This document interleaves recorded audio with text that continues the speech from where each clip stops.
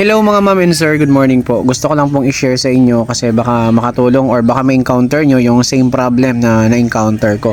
Kasi nung nakaraan ay hindi ko siya napasok sa garahe tapos magdamag umulan, naka aftermarket pipe ako.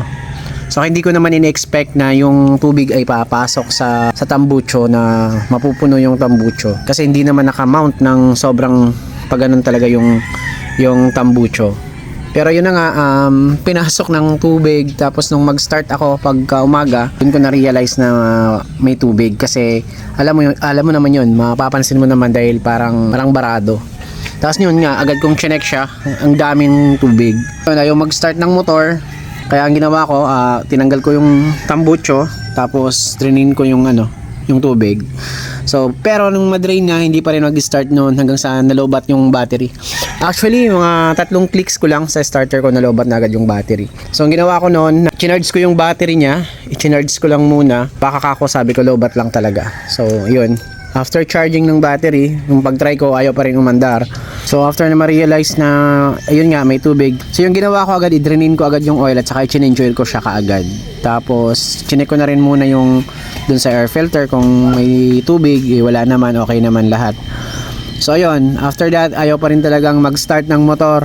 So nagtanong-tanong na rin ako sa mga kakilala nating mekaniko kung anong magandang gawin. Ganun din yung sabi nila, i-change oil lang din at saka tingnan yung air filter kung baka kung umabot yung tubig or ano pa man. So wala naman. Tapos ayaw pa rin yung mag-start. Sabi ko baka sa spark plug.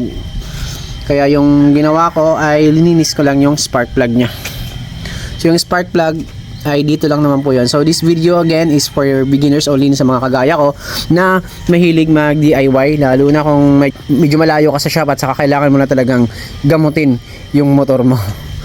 So ayan hindi ko pa binabalik kasi lilinisin ko pa to kasi ang dumi. So tinanggal ko lang yung spark plug kasi nabasa yan dyan sa loob. Lunod na siya, kaya yung ginawa ko, tinanggal ko lang siya. Ayan, yung may tools naman tayo dyan sa U-box natin pang tanggal ng spark plug. Ayan. So after that, nung matanggal ko siya, lininis ko lang. So tapos ayan, pinatuyo, tapos ibinalik, and then after that, ayun, 1 click, umandar na ulit yung motor natin. So ganun lang naman, baka po ma-encounter nyo kasi ayaw talaga niyang mag-start. Yun, so sana po nakatulong. So yan po, maraming salamat, ingat po tayong lahat.